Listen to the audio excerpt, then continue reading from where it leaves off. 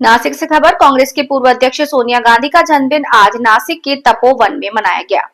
नासिक कांग्रेस की पूर्व अध्यक्ष सोनिया गांधी का जन्मदिन आज नासिक के तपोवन में मनाया। नासिक के तपोवन में 1800 पेड़ काटने की जो बात हो रही है, हम होने नहीं देंगे। नासिक की जनता के साथ इस आंदोलन में अब कांग्रेस भी उतर चुकी है। एक अनोखे तरीके से पूर्व अध्यक्ष सोनिया गांधी का जन्मदिन तपोवन में मनाया। कांग्रेस ने महिलाओं के साथ कार्यकर्ताओं में लाठियां बांटी और जाहिर किया कि एक भी पेड़ काटने नहीं देंगे, चाहे हम खून देने के लिए तैयार हैं। इस तपोभूमि की जगह पेड़ काटकर किसी बिल्डर को सौंपने की योजना सत्ताधारी कर रहे हैं, हम ऐसा होने नहीं देंगे। वंदे भारत न्यूज में बातचीत में उन्होंने कहा कि हम वंदे भारत के माध्यम से पूरे हिंदुस्तान को बताना चाहते हैं कि कांग्रेस एक संघ रखने की राजनीति करती है और तपोवन बचाना एक कांग्रेस का ही नहीं, सब नासिक की जनता के साथ साथ पूरे हिंदुस्तान की जनता की आवाज बनते जा रहे हैं। बिना पेड़ काटे भी कुंभ का आयोजन किया जा सकता है। पेड़ हमारा ऑक्सीजन है। तपोभूमि की जगह राम के नाम पर किसी के बाप की नहीं, ऐसी घोषणाओं के साथ तपोवन गूंज उठा। इस अवसर पर कांग्रेस प्रदेश सचिव डॉक्टर श्रुतिताई मात्रे, शहर अध्यक्ष आकाश छाजेड़, प्रवक्ता राजेंद्र बागुल, ब्लॉक अध्यक्ष विजय पाटिल, आर्थिक अधिक कार्यकर्ता उपस्थित थे। नासिक से वंदे भारत के लिए विजय सोनवड़े की रिपोर्ट। नहीं चलेगी, नहीं चलेगी, दादागिरी नहीं चलेगी, नहीं चलेगी, नहीं चलेगी, दादागिरी नहीं चलेगी। जो हम देशाच्या नेत्या आदरणीय सोनियाजी गांधी यांच्या वाढदिवसानिमित्त या ठिकाणी नाशिक शहर जिल्हा काँग्रेसच्या वतीने त्या औचित्य साधून या ठिकाणी वनभोजनाचा जो कार्यक्रम घेतलाय, त्या निमित्ताने आम्ही प्रदेश काँग्रेस कमिटीच्या तर्फे नाशिक शहरामध्ये आलेलो आहोत। खऱ्या अर्थाने तपोवन या भूमिकेला तपश्चर्या करणारी जी भूमी आहे, या भूमीमध्ये आज खऱ्या अर्थाने एका नव्या अध्यायाची सुरुवात होणार आहे। कारण का या निमित्ताने भाजप सरकारने, या भांडवलशाही सरकारने खऱ्या अर्थाने स्वतःचा चेहरा दाखवला आहे। रामाचे रक्षक बोलवणारे हे आज खऱ्या अर्थाने रामाच्या जमिनीवर बळकाव आणि शिरकाव करण्याच्या दृष्टीने खरा चेहरा घेऊन नाशिकमध्ये आलेले आहेत। मी आपल्या सर्वांना सांगू इच्छिते, या भारतभरामध्ये खऱ्या अर्थाने रामाचं रक्षण न करणारे हे खरे रावण यांनी नाशिक शहरामध्ये शिरकाव केलेला आहे। आणि मला निश्चित रूपाने वाटतं की या निमित्ताने का असेना, या प्रत्येक झाडामध्ये त्या तपस्वींची साधना आहे, या प्रत्येक झाडामध्ये त्या ऋषीमुनींची साधना आहे आणि या प्रत्येक झाडामध्ये तुमच्या आमच्या सारख्यांचे सर्वांच्या भावना आहेत। हे आपल्या श्वासावर उठणारं सरकार, हे आपल्या श्वासावर उठणारं सरकार आहे। आणि त्या निमित्ताने मी एवढंच सांगेन, हे रावणाचा अवतार घेतलेलं भाजप सरकार आहे। नाशिककरांना मी एवढंच आव्हान करेन की आपण विविध सामाजिक संघटनेच्या वतीने राजकीय दृष्ट्या आपल्या सगळे राजकीय चपला बाजूला ठेवून या रावणाचा संहार करायचा आहे आणि खऱ्या अर्थाने दाखवायचं आहे की ज्या ठिकाणी रामाचा वास होता, ज्या ठिकाणी सीतामाईचा वास होता, ज्या ठिकाणी लक्ष्मणाचा वास होता, त्या ठिकाणी रावणाचा संहार झाल्याशिवाय राहिलेला नाही। आणि मला निश्चित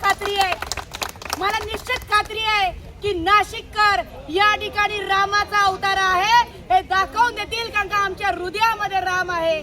मला एवढंच सांगायचं आहे की रामाचा खोटा मुखवटा घालणाऱ्यांचा खरा मुखवटा या निमित्ताने बाजूला झालेला आहे। रावणाचा चेहरा समोर आलेला आहे आणि काय सांगावं, ते हनुमान होते ज्यांनी संजीवनी करून आपला पहाड घेऊन पुन्हा एकदा आणलं आणि इथे एक नवीन हनुमान निघालेत जे म्हणतात जमिनीपासून उकडून आम्ही वृक्ष घेऊन जाऊ। अरे हनुमानाचा अवतार घ्यायला जाऊ नका, हे नाशिककर तुमचं तोबर हनुमानासारखं केल्याशिवाय राहणार नाही आणि त्यासाठी काँग्रेस पक्ष निश्चितपणे सज्ज आहे। आज आकाशजी छाजेड या ठिकाणी बोलले, हजारांच्या संख्येने जरी हा आवाज असला तरी येणाऱ्या दिवसांमध्ये लाखोंच्या संख्येने या ठिकाणी आम्ही राहू। या ठिकाणी आम्ही पाहिलं, त्या ठिकाणी आंदोलनामध्ये बोलतात आहे की आता जर तुम्ही झाड मागितलं तर आम्ही खून देऊ, परंतु एवढं निश्चित सांगतो, या ठिकाणी रक्त काढलं तरी चालेल परंतु एकही झाड हलून देणार नाही, एवढंच आश्वासित करते। आणि जय हिंद, जय महाराष्ट्र।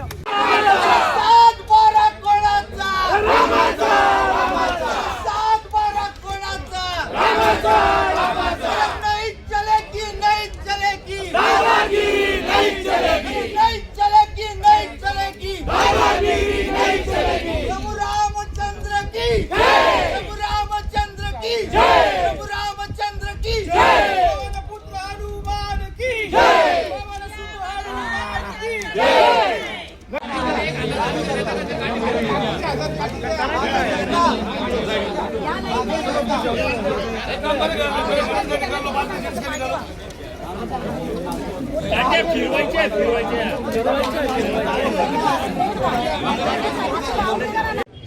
इथून संसदेपर्यंत काँग्रेसचे आमदार आणि खासदार देखील याची लढाई, तपोवन वाचवण्याची लढाई लढत आहेत आणि हे आम्ही सतत सुरूच ठेवू.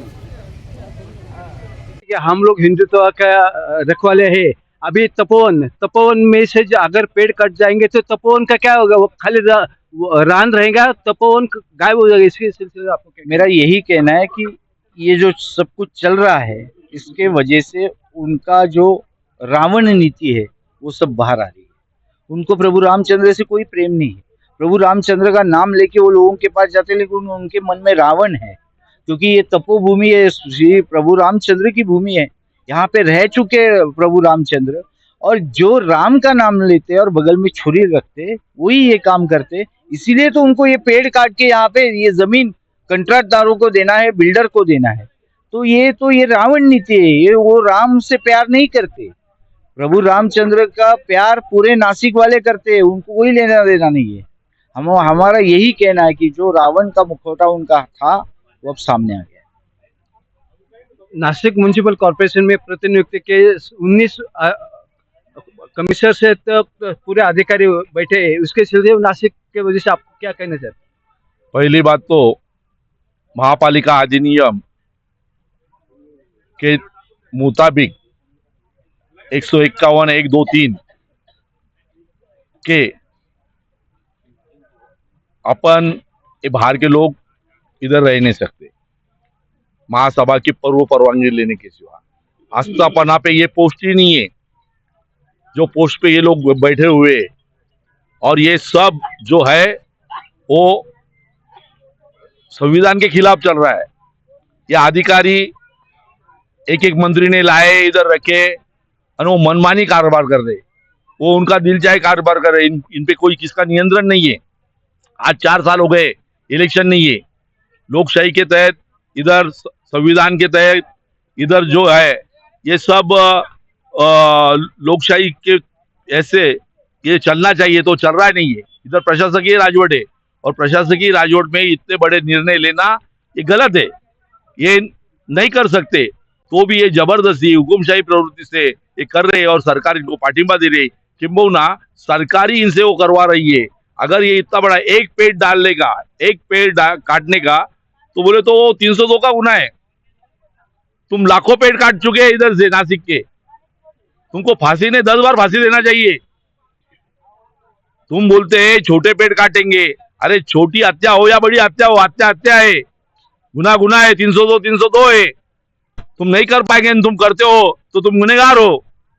ये नासिक की तपोभूमि जो है, ये अगर तुम नष्ट करना चाहते हो और ये अगर किसी बिल्डर के ताबे में देना चाहते हो तो हम नहीं कैसे सहन कर सकते. तुम अगर इसके पैसा करना चाह रहे, तुम भांडवलदारों के हाथ में दे रहे, ठेकेदारों के हाथ में दे रहे. इधर का जो ठेकेदार तुमने चुना वो गुजरात का है. इधर का कुंभ मेला मंत्री है वो जलगांव का है. इधर का आयुक्त है वो उधर का पंजाब का है. इधर का तुम पेड़ ला रहे वो हैदराबाद के. हम नासिकर पागल है क्या? सब हमारे इधर आके हमारा नासिक उद्ध्वस्त कर रहे हैं. ये रेगिस्तान बनाना चाहते हैं. ये हम कैसे सहन करेंगे? ये जो पेड़ पत्तियां है ये हमारा स्वास्थ्य है, ये साधु संत के ऊपर है, और ये हमारी जीवनदायिनी है. ये जीवनदायिनी अगर तुम नष्ट करना चाहते हो, जीवन वाहिनी, तो ये हम सहन नहीं कर सकते, क्योंकि ये हमारा स्वास्थ्य है. ये हमारा स्वास्थ्य छीन के मत लो. सरकार को हम चेतावनी देते कि ये नहीं चलेगा. आखिर तक कांग्रेस का कार्यकर्ता, ये नासिककर, पूरा देश अभी जुट चुका है, पूरा पर्यावरणवादी इधर इसमें जुट चुका है. ये तुम्हारे आखिर तक संघर्ष करेंगे. आपको ये निविदा रद्द करनी पड़ेगी. ये इस पे कुराड़ी या हमारे छाती पे कुराड़ी, ऐसा हम मान के चल रहे हैं और ये नहीं चलने देंगे. तपोवन की वृक्षों की रक्षा करने के लिए हम सब यहाँ पे खड़े हैं. आज 22 दिन होने के बाद नासिक महानगर पालिका उसके ऊपर कुछ निर्णय नहीं ले पा रही है, और ये इसकी वजह से हम लोग बहुत दुखी है कि ये राम भूमि है, ये राम जी के अस्तित्व की लड़ाई है. यहाँ के जो पेड़ है, पौधे है, सब राम भूमि के हैं, तो इसे यहाँ पे कोई कटाई नहीं होनी चाहिए. इस वजह से हम लोग आज यहाँ पे रक्तदान शिविर हमने आयोजित किया था, और हमारा एक ही कहना था कि कि आप अगर दूध मांगोगे तो हम खीर देंगे, लेकिन आप तपोवन मांगोगे तो हम खून देंगे। ये हमारी यहाँ की एक आज की हमारी एक आज का कहना है। और हम नासिक प्रशासन से हम ये रिक्वेस्ट करते हैं कि आप ये जो जगह है, ये साधु संतों की जगह, इससे कितना ऑक्यूपेंसी आपकी डिस्टर्ब होने वाली है, वो आंकड़ा और फैक्ट्स और फिगर जाहिर करे। धन्यवाद। नासिक के तपोवन में जो झाड़ तोड़े जा रहे हैं उसके खिलाफ कांग्रेस का आज वन भोजन का प्रोग्राम था। कुछ पदाधिकारी अपने साथ है, क्या बताएंगे, कैसा आंदोलन क्या है? आज जो कांग्रेस की पार्टी है, राष्ट्रीय पार्टी है, हम कांग्रेस के सब कार्यकर्ताओं ने ये आंदोलन को बड़ी ताकत से उतरने का फैसला किया है। पूरे कांग्रेस ही आज इसमें ये आंदोलन के समर्थन में रास्ते पे उतरे हैं। आज ये तपन में हमने इससे आए, इधर आज हमने वन भोजन किया है। ये जो वन है, ये वन नुस्ता वन नहीं है, ये प्रभु रामचंद्र के पावन स्पर्श में पुनीत हुई ये जगह है कि जिसमें राम, सीता मैया, हनुमान और लक्ष्मण, इधर उनका सहवास ये तपोवन को मिला है। इधर साधु मुनि ऋषि इन्होंने बहुत ध्यान धारणा की है, साधना की है और मोक्ष मुक्ति का मार्ग अपनाया है। और इधर जो आनंद मिलता है, ये जो झाड़ी दिख रही है, ये झाड़ी जो है, ये इन्होंने सबको एक आधार दिया है, ताकत दी है, प्राणवायु दिया है, संजीवनी दी है और हमारे जो ऑक्सीजन के कष्ट है वो दूर किए। ये नासिक का ये श्वास है और नासिक का ये श्वास रहने के कारण नुस्ता श्वास तो है, लेकिन ये राम के नाम से ये पुनीत नगनी, ये नासिक का उनकी आस्था का कारण बन चुके हैं और हम इसे कोई भी हालत में नुकसान नहीं पहुंचाने देंगे। अगर सरकार बोलती है कि ये मनोरंजन का केंद्र बन जाए तो नहीं चलेगा, क्योंकि ये हमारे आस्था का केंद्र है और इधर मनोरंजन का कोई भी बिल्डिंग, कोई भी कंक्रीट इधर नहीं डालने देंगे। ये अगर नष्ट करके तुम कंक्रीट का जंगल करना चाहते होंगे तो ये हम नहीं सहन करेंगे, क्योंकि हम संघर्ष करेंगे। ये पेड़ पे कुराड़ यानी नासिक करके छाती पे कुराड़ है और ये हम ऐसा करके इसको पूरी तरह से पूरा नासिक कर इसको संघर्ष पे उतरेंगे और सरकार को निर्णय जो है वो रद्द करना ही पड़ेगा। वो जो निविदा है वो रद्द करना ही पड़ेगी और इधर का एक पेड़ तो क्या, एक पौधा भी तोड़ने नहीं देंगे। मनमानी चल रही है, इसके सिलसिले में आप क्या कहना चाहेंगे? जिस तरीके से ये संघर्ष बहुत दिनों से चल रहा है, ये प्रभु रामचंद्र के वास्तव्य जहाँ पे हुआ है, ये वो तपोवन है। और जिस तरीके से बाहर से आए हुए नेता, बाहर से आए हुए प्रशासन के अधिकारी ठेकेदारों के, कंट्राटदारों के जेब भरने के लिए इस नैसर्गिक हवा का, ऑक्सीजन का, इन पेड़ों का, पंछियों का जिस तरीके से सर्वनाश करना चाहते हैं वो बहुत निषेधार्थ है। हम लोगों की यही मांग है कि ये नासिक की प्रॉपर्टी है, नासिक का निसर्ग है, यहाँ के नासिक के लोगों को इसका निर्णय लेने देना चाहिए, ना कि बाहर से आए हुए नेता, ना कि बाहर से आए हुए अधिकारी जिनको ये नासिक से उनको कोई लेना देना नहीं है। उनका एक ही मकसद है, अपने ऊपर जो लोग बैठे हैं उनके दबाव में ये सारा नासिक का पैसा, ये नासिक की भूमि उनके जेब में डालने का जो भी ये उनका उद्देश्य है वो कभी सफल नहीं होगा। हमारी यही मांग रहेगी कि ये अधिकार नासिक वालों का है, नासिक को लेने दीजिए, ना कि कोई बाहर से आया हुआ पर जो प्रशासन का अधिकारी है, ना ही कोई नेता है वो इसका निर्णय नहीं ले सकता। हमारी यही मांग है, हम एक भी पेड़ कटने नहीं देंगे, हम एक भी टहनी कटने नहीं देंगे। अभी आज ये तपोवन का आंदोलन का 22वां दिन है और 22 दिन से हम सब नासिककर यही प्रतीक्षा में है कि नासिक महानगर पालिका कुछ तो बोलो यार, कुछ तो करो। 22 दिन से आप एक सब्जेक्ट को लेके चल रहे हो, उसके ऊपर आप कुछ निर्णय नहीं ले रहे हो, कुछ बात नहीं कर रहे हो और उस वजह से ये जो कियोस्क तैयार हो रहा है, हम सब नासिककर परेशान हो गए। नासिक का एक कुंभ है कि हम सब नई नासिककरों के लिए एक प्राणप्रिय है, ये हमारा आस्था का विषय है, इसके ऊपर कोई भी विरोध नहीं है। साधु संतों के लिए हमारी आस्था है, हमारे वो मार्गदर्शक है, उनके लिए भी कुछ विरोध नहीं है। 4 सत्य हम कट करूंगा। हम भी नासिक के तपोवन में हैं, जो तपोवन में 1800 पेड़ काटने की बात हो रही है, इसलिए अभी कांग्रेस के प्रदेश अध्यक्ष मिसेस मात्री जी आज नासिक के तपोवन में आई हुई है और कांग्रेस के कुछ पदाधिकारी है। क्या मैडम, नासिक में 1800 झाड़ तो बोले जा रहे हैं, जो काटने की बात हो रही है, क्या अब कांग्रेस पार्टी की तरफ से नासिक की जनता को क्या अपील करना चाहोगे? कांग्रेस पार्टी की तरफ से मैं नासिककरों की यही अपील करना चाहूंगी कि जो लोग आज हम जीते किस चीज के लिए, हम जीते ऐसे पानी हमें 2 मिनट बाद मिले तो हम जी सकते हैं, लेकिन सांस अगर 2 मिनट रुक जाए तो हमें हमारे प्राण गंवाने पड़ते हैं। तो जो लोग अपने प्राण पे आए हुए हैं, जो नासिक खराब करने के लिए आए, जो नासिक का पवित्र खराब करने आए, जो नासिक का पर्यावरण खराब करने के लिए आए हुए, ऐसे सारे लोगों को रोकने के लिए नासिककरों को मैं इतना ही आह्वान करूंगी कि आप सामाजिक तौर पे, आप राजकीय तौर पे सब इकट्ठा होइए, अपनी ताकत दिखाइए, नासिक कर करके यहाँ पे जन आंदोलन उठाइए और इन आए हुए राक्षसों को उनका जाने का रास्ता दिखाइए। आने वाले समय में नासिक में महानगर पालिका का चुनाव होने वाला है। बहुत सालों से नासिक की सत्ता कांग्रेस ने गंवाई हुई है। क्या इस माध्यम से नासिक की जनता ने अगर कांग्रेस को एनएमसी में सत्ता बहाल की तो अब जनता के लिए कैसी कैसी सुविधा प्रदान करोगी? देखिए, तपोवन को बचाना हमारा सत्ता का माध्यम नहीं है। ये राजनीति के लिए कोई आंदोलन नहीं छेड़ा जा रहा है। नासिक की जनता कांग्रेस के ऊपर भरोसा रखेगी और रखने ही वाली है, ये मैं आपको आश्वासित करती हूँ कि रखने वाली है।